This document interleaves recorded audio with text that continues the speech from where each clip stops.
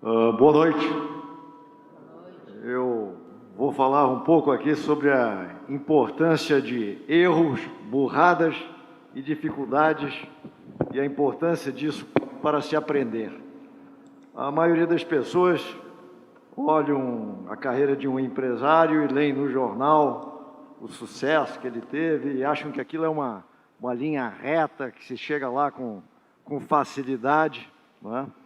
E, na realidade, olhando, acompanhando pelo jornal, você vê se o empresário foi bem sucedido ou então se ele faliu. Mas tudo aquilo ali no meio não aparece, aquelas dificuldades temporárias e as dificuldades e o que se aprende nessas dificuldades. Então, eu vou falar um pouco sobre isso e meu objetivo é, como tem muito empreendedor aí na plateia, e eu acho que empreendedor é que salvarão o Brasil.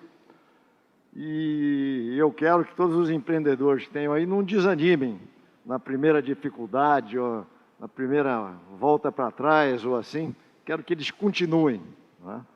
Meu outro objetivo é, como tem muitos pais aí na plateia também, eu acho que os pais estão sempre interessados em educar os filhos para que dê tudo certo. Tem que dar tudo certo, tudo certinho, tem que ir para a melhor escola, tem que tirar as melhores notas e assim. E, na realidade, esquecem que fazendo besteira e fazendo burradas se aprendem muita coisa também, né? Então, eu acho que os pais devem sempre lembrar, deixa os filhos fazerem umas besteiras, errarem e assim, porque isso vai ser valioso no futuro, né? Bom, eu vou começar falando um pouco sobre tênis, não porque o Guga está aí, mas porque, na realidade, o tênis foi muito importante na minha carreira. E eu comecei a jogar com 7 anos, e eu me lembro ainda, com 9 anos, eu perdi para o meu grande rival no Country Club do Rio de Janeiro. Aquilo me abalou enormemente. Depois, aos 12 anos, eu perdi para um boliviano. Um brasileiro perdendo para um boliviano, difícil, né? Mas todo esse fato que eu jogava tênis me preparou para perder, e cada vez que eu perdia, eu tentava analisar o que tinha acontecido, por que não tinha dado certo, como é que eu posso melhorar na próxima vez, né? E eu tinha uma boa noção que o esforço, sem esforço você não tem resultado, né? Então o tênis foi muito importante nesse sentido para mim, para me habituar a eventualmente não ganhar, perder, e a sempre analisar como que eu poderia fazer melhor na próxima vez, né?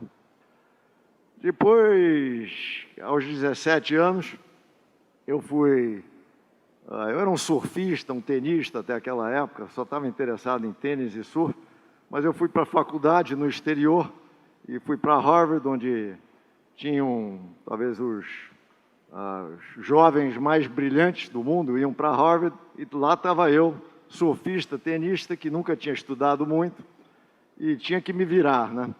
E o primeiro ano eu quase fui expulso da faculdade, além de não estudar nada, soltei uns fogos lá no Harvard Yard, e então ameaçaram me expulsar, mas não me expulsaram.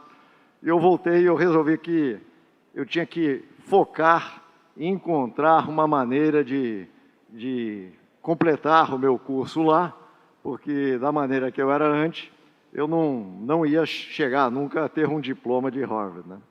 Então eu foquei, deu um duro danado, eu ia às minhas aulas diárias, que eram umas 4 horas por dia, e além disso estudava mais umas 6 horas por dia.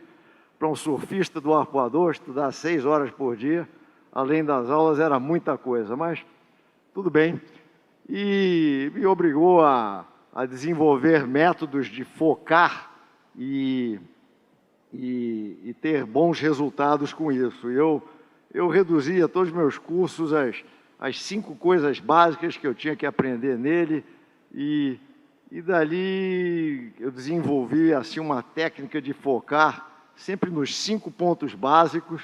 E hoje em dia, em todas as nossas empresas, nós temos 5 metas básicas, cada pessoa tem 5 focos básicos também, e com isso eu consegui completar lá o curso,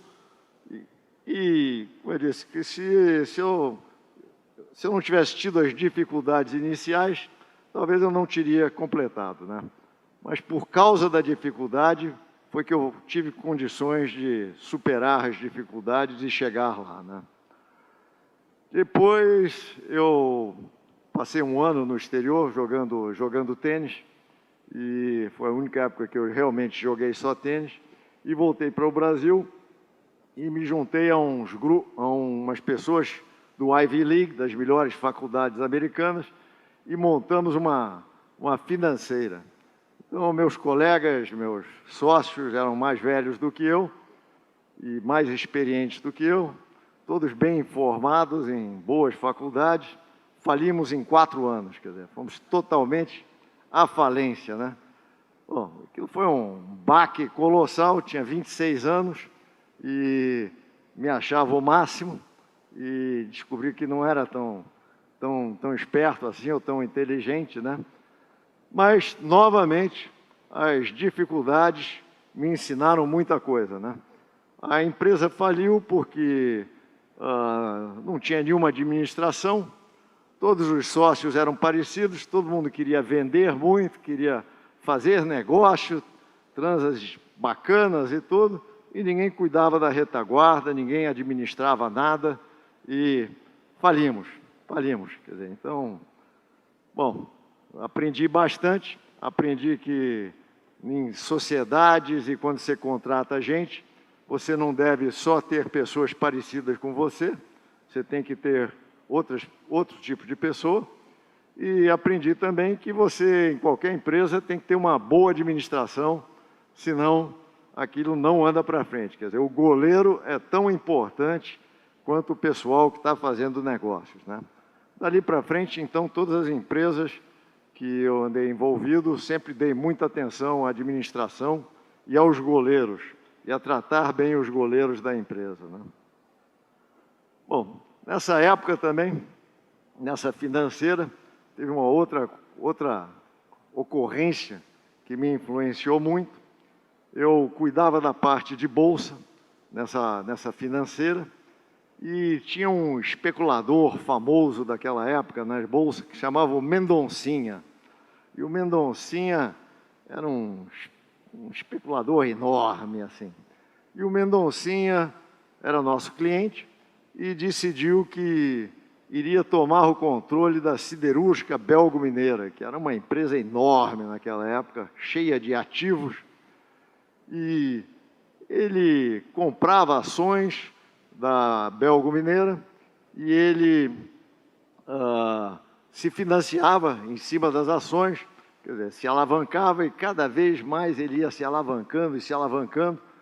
E no final, ele também, além de dar as próprias ações da Belgo-Mineira em garantia, ele dava letras de câmbio de uma financeira, e todo mundo achava que aquilo era um lastro bom, porque mesmo que a bolsa caísse, as letras de câmbio serviriam como garantia, né? Bom, o Mendoncinha foi empurrando essa posição, cada vez comprando mais, e acabou estourando. Acabou o dinheiro, ele estourou, mas estourou assim, todo mundo no mercado que lidava com ele perdeu algum dinheiro, e depois se descobriu também que as letras de câmbio que ele dava em garantia eram falsas. Quer dizer, então, eu tinha 24 anos, vi tudo aquilo ali, e me deu uma boa noção de timing, porque logo depois que o Mendoncinha estourou, uns 6 meses depois, a Bolsa se recuperou, teve uma alta colossal, aquelas razões que no Brasil você nunca sabe por quê, mas teve uma alta colossal. Se o Mendoncinha tivesse aguentado mais uns meses, ele provavelmente seria o homem mais rico do Brasil. Entretanto, estourou, desapareceu, né? Mas foi uma experiência. Nós perdemos dinheiro lá na financeira. Felizmente, as letras de câmbio que nós tínhamos foram pagas por um banco de investimento que absorveu a financeira que tinha emitido as letras de câmbio falso. Então, não nos saímos tão mal. Mas ficou para sempre lição para mim de timing, quer dizer, como é importante você fazer as coisas certas na hora certa, né?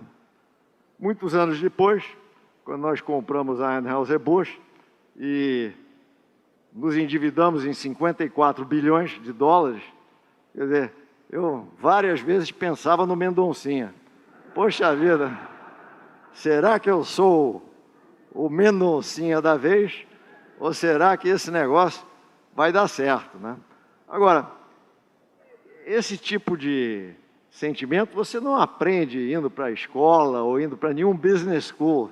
Você só aprende tendo ali meio participado e tendo apanhado, né? Eu tinha apanhado com o Mendoncinha, quer dizer, então eu achava que estava bem, graças a Deus, deu tudo certo na compra da Anheuser-Busch, não fui o Mendoncinha, estou aqui ainda, né?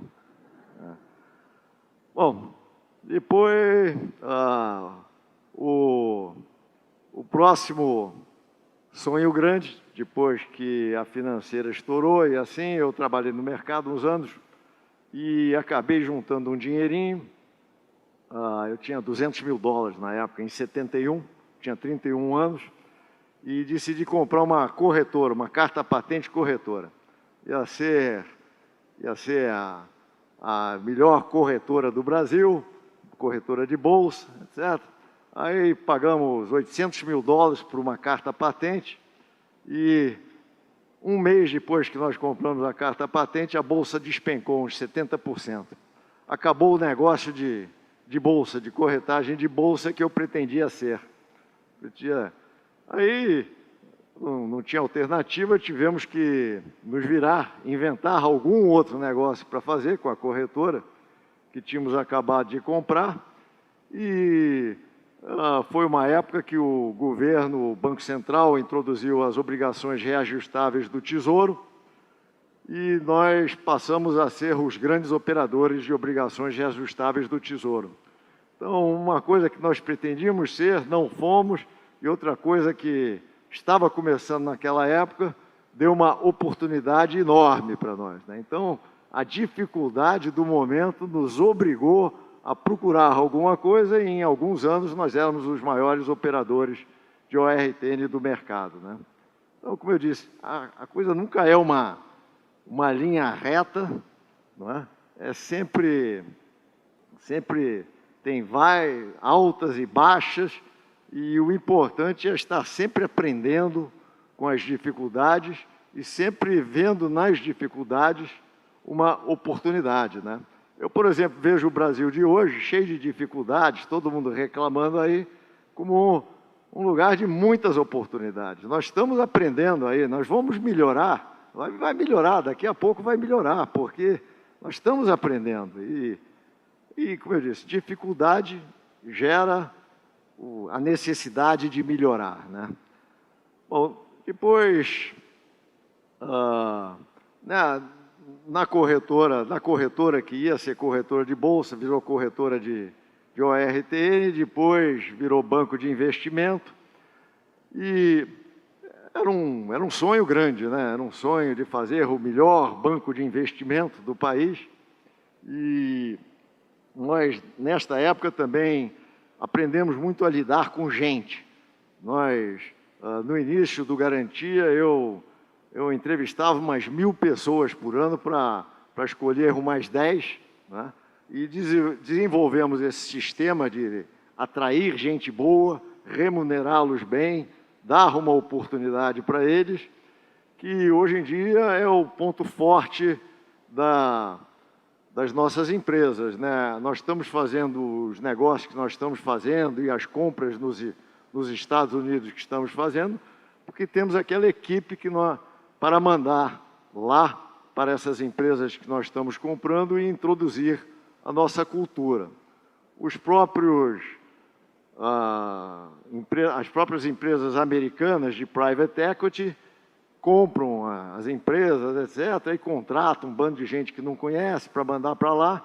Quer dizer, o nosso sistema é superior por causa de um sistema que nós desenvolvemos no início do Garantia, que era, já que nós não tínhamos dinheiro nem nome, nós tínhamos que competir atraindo as melhores pessoas para trabalharem conosco, né? Bom, o Garantia deu certo também durante 27 anos, foi um bom negócio, mas no final também teve suas dificuldades, como todo mundo mais ou menos sabe, e então aquele sonho grande de ter um banco de investimento poderoso que iria continuar eternamente e assim, também não existia mais e nós decidimos vender o Garantia. O Garantia não sobreviveu como nós pretendíamos, porque basicamente era uma instituição com uma visão de curto prazo, quer dizer, e dali para frente, nos outros negócios que nós passamos a empreender, nós começamos a ter uma visão de construção a um prazo muito mais longo, né? Então, o que eu estou contando um pouco dessas histórias é para vocês perceberem que nunca é uma linha reta para chegar lá, é sempre uma linha de altos e baixos e que sempre se aprende muito com os erros, não é? E que 70% do esforço é em relação a um sonho grande e talvez uns 30% é analisando melhor os erros que você está fazendo e como tirar proveito daqueles erros e como melhorar na próxima. Bom, então eu espero que vocês, todos empreendedores que estão aí, e não desanimem quando fizerem erros, continuem tentando, aprendam, como eu aprendi no tênis, como eu aprendi em todos esses pequenos fracassos que eu tive, e continuem construindo as suas empresas, porque é isso que vai salvar o Brasil, se vocês todos trabalharem bem, trabalharem melhor.